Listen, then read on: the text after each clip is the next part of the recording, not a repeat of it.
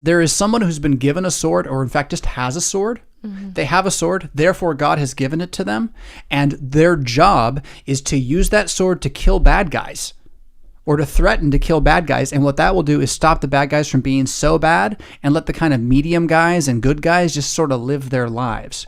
And what also is basically said is that if you have the sword and you're using it for bad, God's going to bring someone else against you to punish you. And that's what, again, the history of the kings shows. The history of Daniel's prophecies of the empire show as well. Nations are going to rise and fall, and they're going to be punished for their rejection of law, because God does love the infant. He doesn't want the infant to be thrown into the fire, even though the third and fourth generation of punishment is being affected on the infant, and he's also overseeing that judgment too, right? His eye is on the sparrow. How much more is his eye on you? I feel like I still was working towards something I couldn't quite get said clearly, but that's okay. Yeah, well, I appreciate you clearing that up for me, because I don't know what to do if I'm supposed to just walk out of church and leave it all there. Well, in the 60s you could.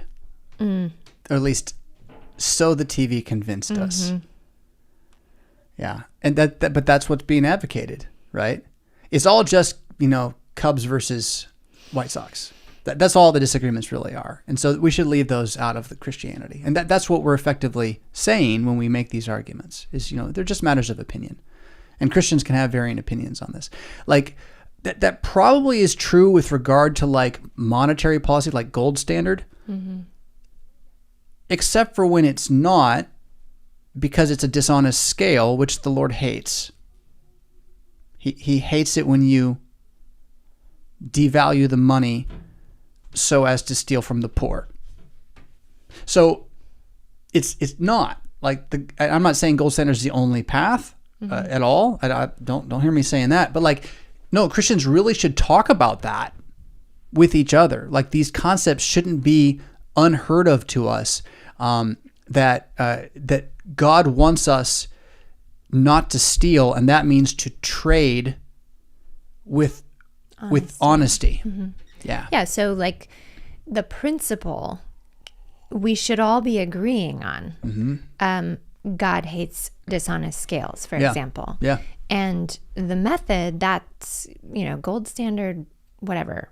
Bitcoin. That's kind of Bitcoin. Yeah. It's that's neither here nor there. But we need to make sure, or we can't make sure, but we can speak loudly about, nope, God doesn't like dishonest scales, so buckle your seatbelt. Yeah, you need to be honest that we're living in a kingdom that isn't, yeah, that's right, something's coming, that's right. And the more innocent blood is shed on the land, the more the land cries out for vengeance. Right. Right? And so again, abortion being a thing that isn't just about like how bad it is, it's that too, but it's like, no, this will be punished. It's not going to go unpunished. Sodom and Gomorrah is an example, not a one-time event.